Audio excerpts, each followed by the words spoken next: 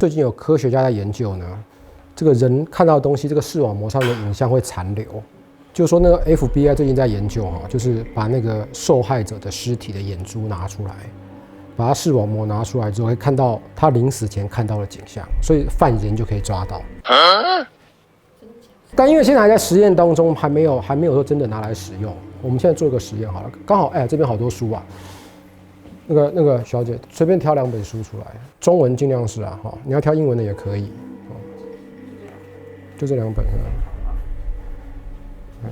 第一本是演员的自我修养，表演的艺术。好，我看一下另外一本，差不多，基本上差不多厚度就可以。好，2本书，好，用哪一本？演员的自我修养。好，你要用这本是吗？好，抱着。好，这位先生，我这样的播出，你在喜欢的时候随便说停。好，停。233页。好，翻到第233页。好，不要让任何人看到，你离我远一点。好，如果这一页是图片，你就翻到下一页；如果这一页是空白的，也翻到下一页。必须要有文字。有文字吗？有。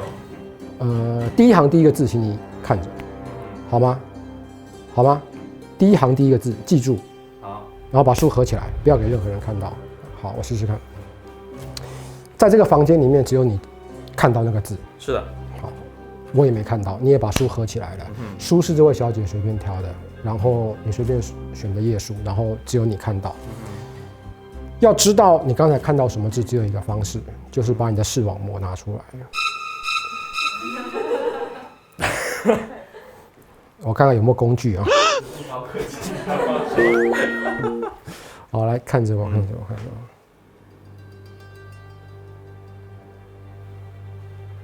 我。这个字数分成左右2边，是没错，完全很正常。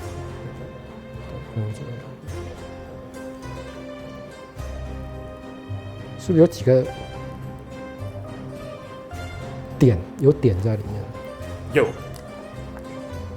我不确定但是我觉得好像是这个字，但是。我觉得你看了2个字，你还不是看了1个字。我觉得你把它下一个字应该也看了，因为那个字是连在一起的。应该没错。好，大声说出来，你刚刚看到的字是什么？词语的词。第2个字呢？词语的语。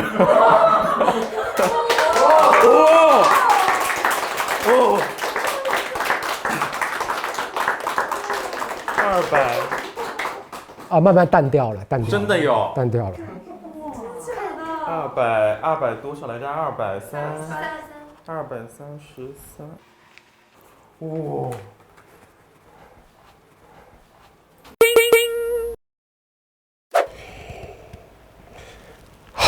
教学时间。好的，最近呢收到许多呢我们的观众朋友的反馈，说魔术课内容虽然很好，但是他们都不想转发。到底是什么原因呢？细问之下原来如此。因为呢，我们的魔术课内容实在太好了，大家学了魔术之后呢，就想表演给朋友看。但如果朋友全都学会了这些魔术，那还要表演给谁看呢？我能够理解。虽然我的梦想呢是当一个流量小鲜肉，今天这个魔术真的不要开玩笑这个是我自己个人呢，只要到了图书馆、教室、办公室，只要有书的地方，这就是我呢几乎一定会表演的东西了。所以呢，各位如果不想要跟别人分享呢，我也能理解，因为毕竟在教室、办公室、图书馆，你才是应该是最酷的仔。好，这个东西呢，我先稍微说一下它的历史。发明这个魔术的人呢，其实呢，他是一个在魔术的历史上非常特别的一个魔术师，叫 David Hoy。他在这个1930年代呢，是在这个美国呢非常著名的魔术师，在这个各地巡演。但有一天呢，他突然呢就写了一本书，在他演出的剧场外面呢贩卖，里面呢是他里面魔术的所有的秘密。也就是说呢，他突然无缘无故的把自己的魔术全部揭秘了。原因是什么？他在书里面说了，他说因为呢，我终于已经成仙了。我已经真的有通灵的超能力，所以我再也不需要这些假的魔术来表演了，所以我就可以把它揭秘。这个人呢，可能是我见过呢魔术变到最走火入魔的一个人，信念感已经爆棚，所以呢，就是因为托他这个福呢，我们才可以学到这个魔术。David Hoyle 的魔术呢有几个特点，其中一个最大的特点就是大胆，就是风险高，觉得这个魔术很有可能会失败，失败了你都不知道该怎么办的这种魔术。他呢是非常愿意甘冒这些风险去表演的，因为他觉得要赢得最好的效果，赢得最大的收益，风险是值得冒的。就像今天所表演这个魔术，英文的学名叫 Hoyle Book Test。完全没有任何的机关道具手法，只有一点点胆子很大的信念感。等会各位就会理解，用到的就是书，任何书都可以，但是关键是你不要找漫画书，好，也不要找杂志，就最好这种都是字的书。好，你可以让观众呢随便挑2本出来。这边我暂时先拿了一堆做例子，然后这边你可以搬一张椅子过来这里嘛，我们来跟各位示范一下。对。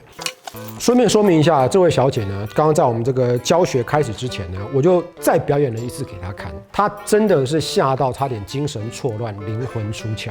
好，就是她刚刚记得是这2个字对吧？好，是神奇的。都是沙哑。对，但你很想知道怎么变的。对，我肯定很想知道啊。好，等会你知道，还有观众知道之后呢，你们一定会想做一件事情，就是拿刀砍我，因为它非常非常的简单，但是就是需要信念感、厚脸皮、胆子大、敢冒险。好，这个其实就是成功人士特质。来，随便挑2本书。我又可以挑。对，又可以挑2本书，因为这次我要解释了。那我再挑跟刚刚不一样。对，好，这个就用不到了。好，是任何2本书都可以哈。那通常呢，在这种情况之下呢，如果你这个表演的环境哈，就是有一堆书，比如说你在书店啊，在教室、在图书馆或在朋友的家里面，他有很多书啦，你就跟他说，我现在需要2本书，请你先挑1本给我，他就会挑1本给你。好，然后呢，随手翻一下，说，这个书可以，我看一下这个厚度可以。你要做一件事情，非常的不经意之间，就是随便翻到1页，你要记住这一页的第1行第1个字，还有它的页数。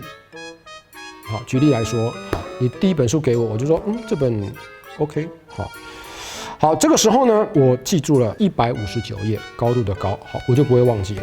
好，这时候他就会拿第2本书过来，好，这本书呢，你也顺便翻一翻，但是你不用记任何事情，你就这样，这本书也挺好的，登机卡奇怪，好，就随手放在这边。好，请记得这一本橘色的书159页，第1行第1个字是高，记住了，这个。我完全不知道里面是什么东西，也不重要。但2本都顺便翻一翻，就说挺好的。接下来重点来了，接下来有3个重点，好，3个步骤。好，第一个你要让他挑1本书。照理说，我会让他说，请你选1本，但是我今天不是这么说的，我说的是你要用哪1本。还记得在前面的教学魔术课里面，我们曾经介绍过一个概念，叫做双关语。双关语在魔术的领域里面有2种用法。第一种就是1句话有2个意思，第2种叫做2句话其实是同一个意思。好，我就用到了这个东西了。是的，好，你要用哪1本书，不管他说他要用哪1本，我要用到的都是这1本。但是我刚刚真的没有感觉呀，我觉得我选的就是那1本。示范一下哈，好，你要用哪1本？那我要用这1本。你要用这1本是吗？这1本，好，我就会把这本放下。然后呢，我会开始翻这本书，请他随便说停。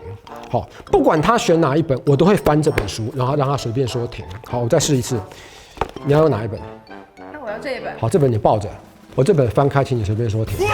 所以，摄影师开始抽筋了，你们看不到他在镜头后面已经开始抽筋了。所以呢，无论如何，我都要翻这1本书，要让你抱着这本，这本就是不翻就对，我都要翻这本书，我都要翻这本书。归纳一下。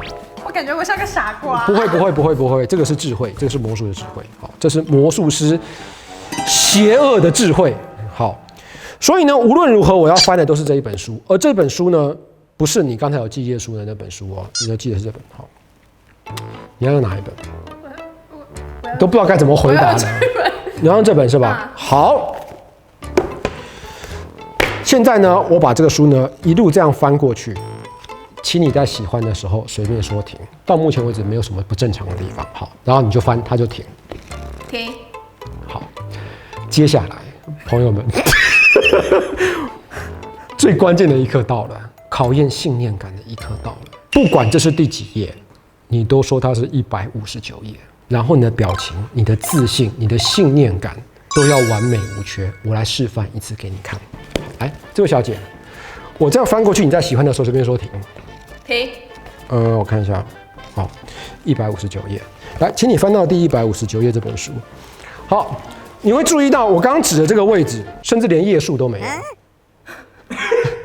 好，但是我的表情、我的语气、我的神态，在的说明这边好像真的是159页，但其实这边根本就不是159，这个其实是208页，而且是写在这边的。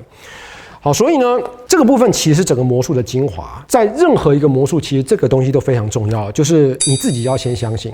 好，不要刻意交代，也不要刻意表演，但是你的眼神、你的语气都像真的一样。233页，好，翻到第233页，我们再示范一下哦，这个真的是需要培养一下你的这个胆识。好，请你随便说停。停。好，停的时候我会停在这边，然后我假装看一下页数，然后就说哦，好，159页。好，首先呢，我为什么敢保证他不会发现这件事情？这个魔术我表演了10几年，没有一次被发现过，没有一次被发现过。所有的观众都没有注意到我指的页数和我说的不一样。这里面呢，包括几个名人，其中一个就是冯小刚导演，没有注意到过。好，我说好，159页，为什么我笃定他不会发现？第一，对他来讲，这个字是上下颠倒的。好，所以呢，他不是那么容易看清楚。第二个，人的眼睛看东西在那一瞬间需要聚焦的时间，我也没有给他聚焦的时间。如果在场有很多人的话，我就会说，好，159页。他还没看清楚，我就会说，你看159页。他还没看清楚的，就会说159页。好，都看到159页，对，好，我就把书合起来了。这时候大家都觉得他们好像真的看到了159页，其实根本不是。这时候这本书就不需要，你可以扔到一边去。好，然后我就会说，好，请你翻开这本书的159页。好。我们都会知道，第一行第一个字一定是“高”这个字。好，看完了就把它合起来，是“高”没错吧？好，朋友们，刚才一连串的这个步骤，如果你都成功了，不要得意，不要骄傲，因为真正困难的事情其实是从现在才开始。魔术的精神是从现在才开始，就是表演的部分。如果你直接说你记得是“高”。大家就说，谢谢大家，拜拜。你怎么知道的？好奇怪哦。就这样子，他们不会震惊，不会震撼，不会站立，不会发抖，不会回去做噩梦。我们需要带给观众这种情绪，所以呢，接下来就是装模作样、装神弄鬼的时刻。但这个同样的是非常考验信念感的哈，因为你心中你会很想急着把这个“高”给说出来，但是你一定要忍住，要 hold 住。再来呢，你会很想偷笑，你会心虚，这些都是你必须要克服的魔障。魔术师都必须要克服这一点。所以这个时候呢，我会假装不知道他记的字是什么，我会一脸茫然，带一点点一丝的不确定。小姐，你确定你刚刚看那个字看了几秒？2到3秒吧。2到3秒，应该够。我看一下。眼镜可以拿下来吗？其实眼镜拿不拿下来有什么关系呢？对吧？但是拜托好吗？要入戏，要认真，敬业一点。我还在想，我是近视眼会不会影响？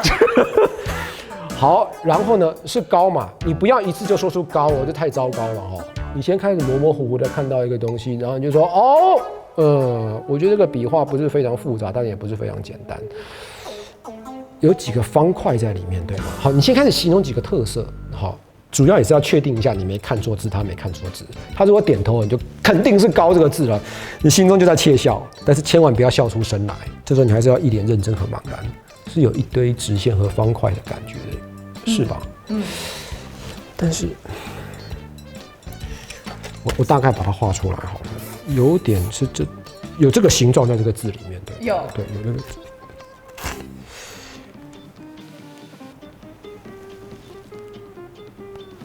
应该